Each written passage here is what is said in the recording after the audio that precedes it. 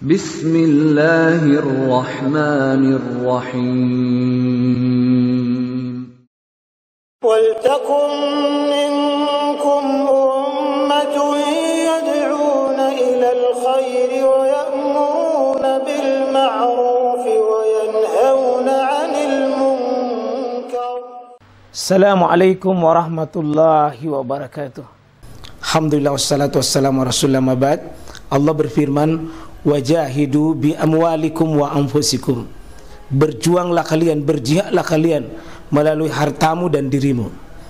Hampir semua ayat-ayat berjuangan dan pengorbanan itu dimulai dengan bi amwalikum, harta kalian, harta kalian. Saya mengajak secara praktis dan kami sudah buktikan. Rp1.000 itu bisa luar biasa, dahsyat. Bisa beli mobil, bisa buat kuburan, ya, bisa membangun masjid. Uang 1.000. Mari kita satukan uang 1.000 kita. Nanti kami jemput. Di rekening ini insya Allah bisa kita buat. Di rekening ini insya Allah kita buat sebuah kekuatan umat dengan Rp1.000. Rp1.000 dahsyat. Kemudian ada yang mengatakan ada 6 katanya puasa di bulan Muharram.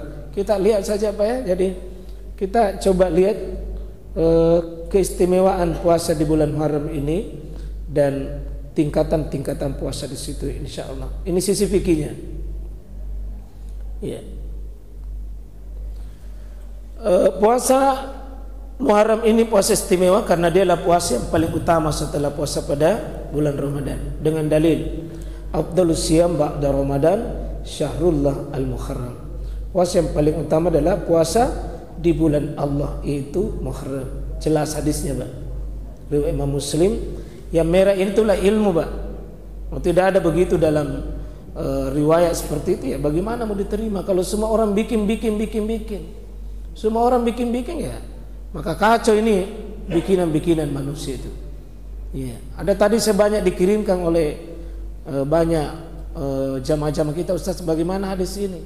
Gimana hadis ini? Hadis itu ada benarnya, ada juga salahnya karena panjang. Ya.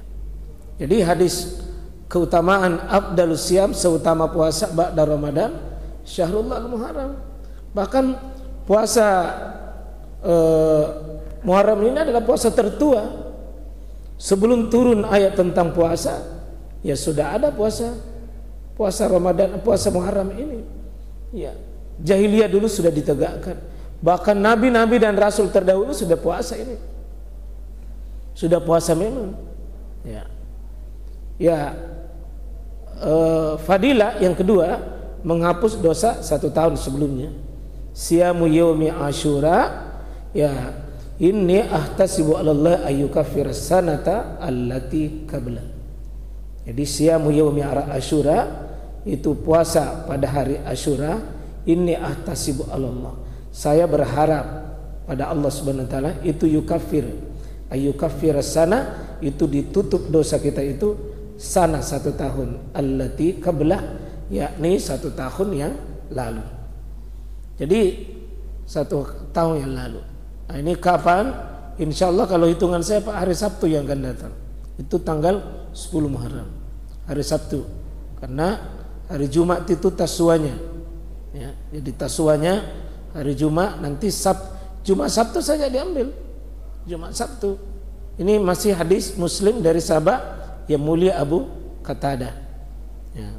Banyak hadis yang semakna dengan ini, tapi semua bersumber dari sahabat yang mulia Abu Qatadah. Dikeluarkan dari berbagai perawi hadis. Kemudian puasa yang pernah diwajibkan kemudian dinasakh, dihapus tentang hukum wajibnya. Jadi puasa Asyura itu dulu wajib. Kita lihat di sini, kana yaumu Asyura. Dulu pada hari Asyura itu nasumuhu Quraisy, ya. Orang-orang Quraisy itu sudah puasa memang dulu fil jahiliyah, di masa jahiliyah dulu. Jadi sudah puasa dulu. Jadi sudah ada puasa ini sebelum Nabi lahir. Wa kana Rasulullah SAW yasumuhu, maka Nabi SAW itu mempuasakannya sebelum beliau menerima puasa Ramadan. Ketika falamma kadimal Madinah, ketika beliau hijrah ke Madinah, ya, ketika beliau pindah Madinah dari Mekah itu, samahu, beliau puasakan itu Asyura. Wa amara bisyami, bukan cuma beliau lakukan, wa amara, dia perintahkan untuk bisyami, berarti perintah wajib. Hukum dasar dari sebuah perintah adalah tentu wajib. Wajib dulu diwajibkan karena diperintahkan oleh Nabi, Nabi langsung lakukan, Nabi perintahkan. Jadi perintah sekaligus fi'liyah dan kauliyah. Fi'liyah kauliyah Nabi sallallahu alaihi wasallam. Tapi falamma furida Ramadan, ketika diwajibkan ini Ramadan, taraka yauma Asyura, artinya tinggalkan wajibnya, bukan tinggalkan Asyuranya. Ya, dari mana dipahami? Ini lanjutan hadisnya. Faman syaa samahu, siapa yang mau melakukannya, ya silakan. Wa man syaa tarakahu, maka siapa yang mau tinggalkan, silakan. Berarti ini namanya hukum sunnah.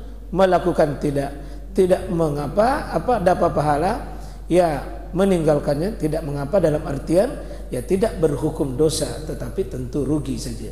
Bukhari Muslim, sahabiah Aisyah radhiyallahu anha. Jadi dulu wajib, kemudian dicabut, dinasak namanya, ya dimansub dia, ya dimansub dengan nasak nanti Ramadan, nasaknya Ramadan. Yang mansub itu adalah ya dia dimansub. Dan Nabi SAW diberitakan oleh Ibnu Abbas mengatakan begini, ma ra'aitun nabiyya sallallahu alaihi wasallam, saya tidak pernah melihat Nabi bersungguh-sungguh. Demikian istri-istri Nabi, Pak, hampir semua menyaksikan begitu. Ma ra'aitun nabiyya sallallahu alaihi wasallam yatakharra siyam yaum faddalu ala ghairihi illa hadzal yauma Asyura. Saya tidak pernah Nabi itu memperhatikan puasa sunnah melebihi puasa Asyura. Belum pernah, kata sahabat itu.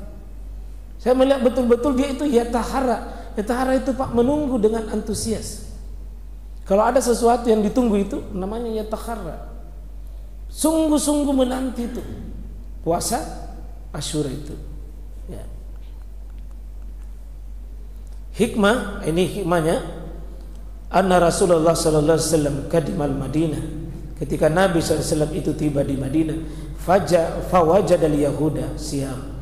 Dia, ya, ini orang-orang Yahudi, ketika dia tiba di Madinah, maka beliau itu menemukan Yahudi siaman, berpuasa.